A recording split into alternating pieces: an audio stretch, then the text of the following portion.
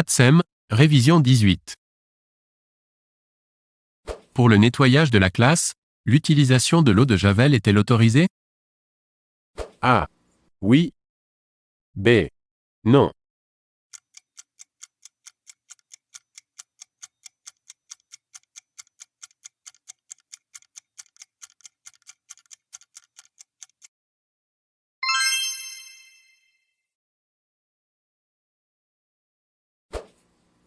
Le sol d'une école maternelle doit être lavé.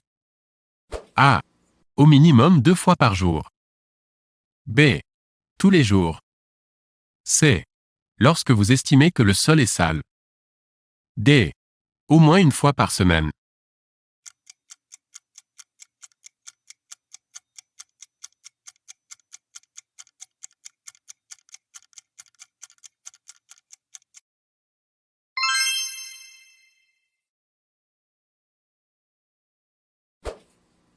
Si vous entendez l'alarme incendie. A. Vous devez attendre l'ordre d'évacuation, parce que cela peut être un déclenchement intempestif. B. Vous devez vous renseigner pour savoir si c'est le jour de l'exercice d'évacuation. C. Vous devez faire sortir les enfants vers le point de rassemblement. D. Vous ne devez pas réveiller les enfants qui dorment si c'est un feu de petite importance.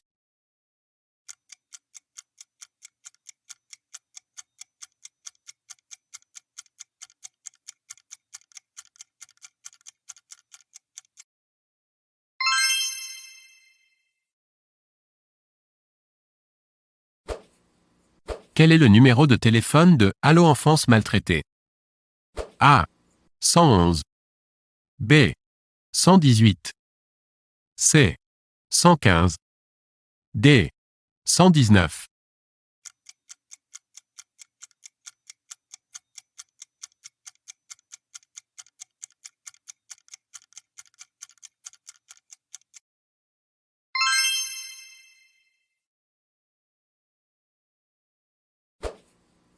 Un enfant tombe de sa chaise en arrière. Il ne perd pas connaissance. Que faites-vous immédiatement? A. Vous vous précipitez pour le relever rapidement. B. Vous lui parlez et vous l'aidez à se relever. C. Vous appelez les pompiers. D. Vous l'observez sans intervenir.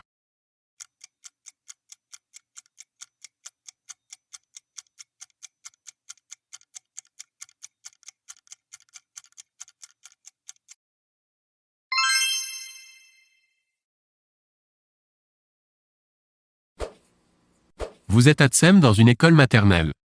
Les repas en liaison froide viennent d'être livrés par le service de restauration centrale de la ville. A.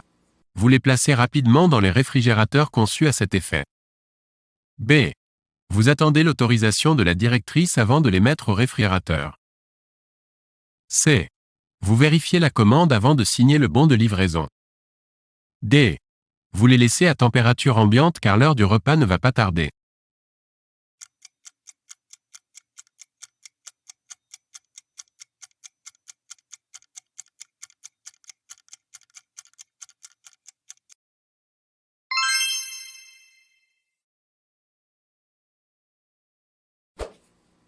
Le respect de la chaîne du froid est essentiel car A. Le froid tue les microbes. B. Le froid, entre -18°C et 3°C, limite le développement microbien. C. L'aspect et le goût des aliments sont améliorés par le froid.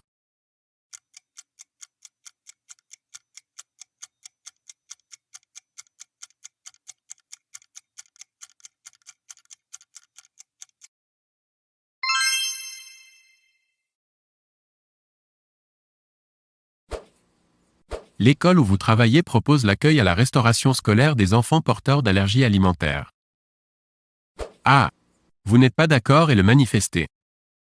B. Vous vous tenez au courant des procédures précises qui permettent cet accueil en toute sécurité. C. Vous faites remarquer aux enfants concernés qu'ils sont privilégiés. D. Vous expliquez aux enfants qui ne souffrent pas d'allergies alimentaires ce dont il s'agit.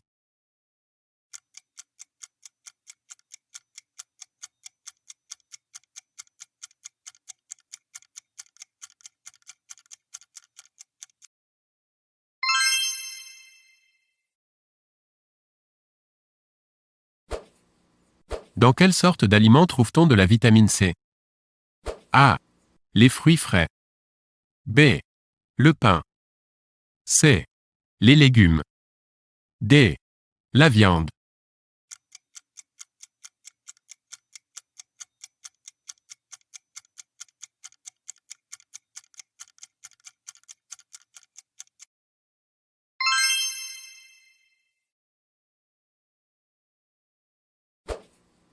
Parmi les possibilités suivantes, quel serait le petit déjeuner idéal pour un enfant de cours élémentaire? A. Une barre vitaminée, un verre de jus d'orange. B. Des céréales et un chocolat chaud. C. 2 tranches de pain avec beurre et confiture, du lait et un verre de jus d'orange. D. Une brioche au chocolat, un chocolat chaud et des céréales.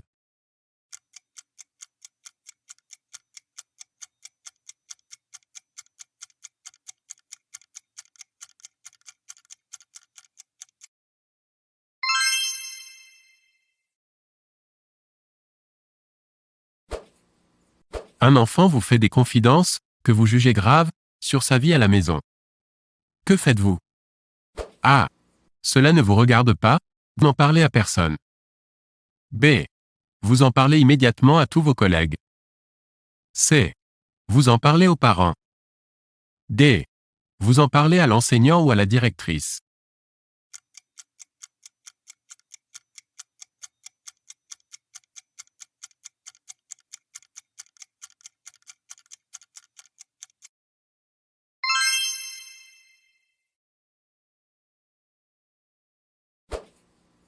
Un enfant est tombé dans la cour, il s'est écorché le genou et saigne abondamment.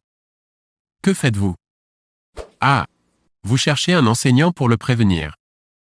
B. Vous nettoyez la plaie immédiatement. C. Vous nettoyez la plaie après avoir enfilé des gants jetables.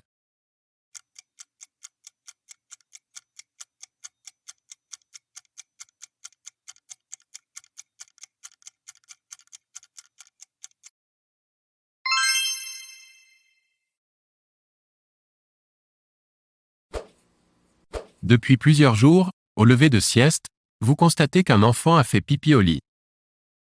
A. Vous lui expliquez qu'il faut arrêter car vous ne pouvez pas nettoyer la couchette tous les jours. B. Vous en parlez avec l'enseignant, E. C. Vous le grondez. D. Vous en parlez avec l'enfant pour le rassurer.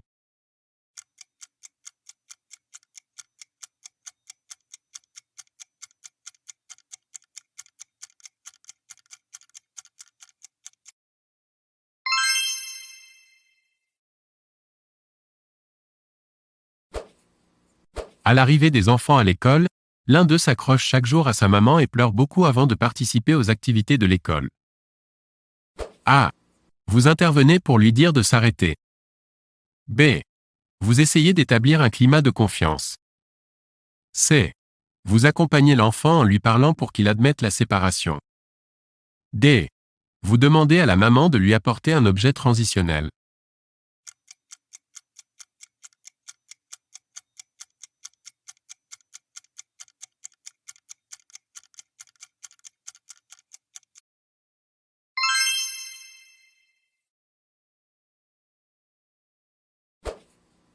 En fin de journée, une personne vient chercher un enfant.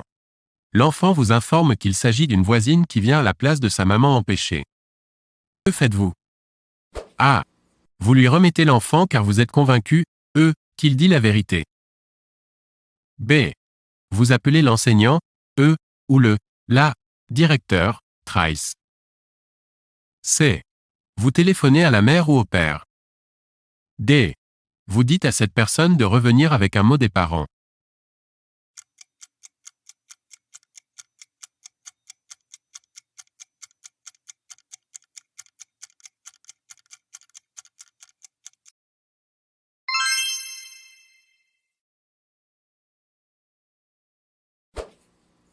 Vous êtes en désaccord avec l'enseignant, E, car vous estimez qu'il, elle, propose trop souvent des jeux salissants pour les enfants. A. Vous durcissez le ton car ce n'est pas la première fois. B. Vous dites aux enfants que vous n'êtes pas d'accord. C. Vous refusez cette fois-ci de l'aider à préparer l'activité. D. Vous ne devez pas intervenir dans le contenu pédagogique d'une activité.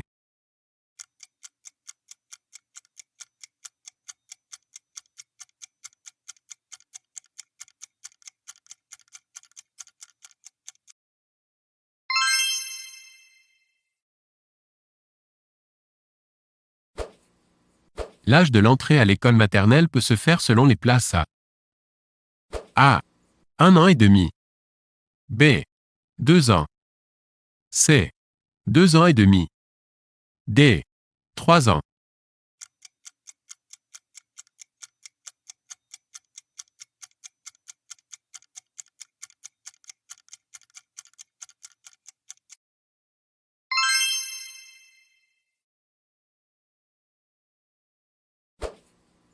Un enfant handicapé.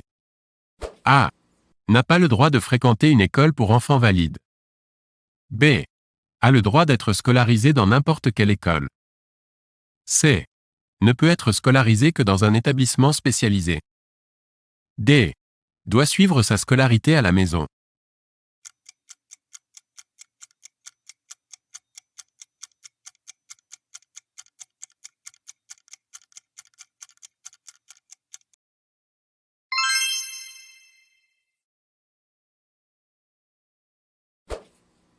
Pour les couples non mariés, l'autorité parentale dépend du père ou de la mère en fonction du nom que porte l'enfant. A. Vrai. B. Faux.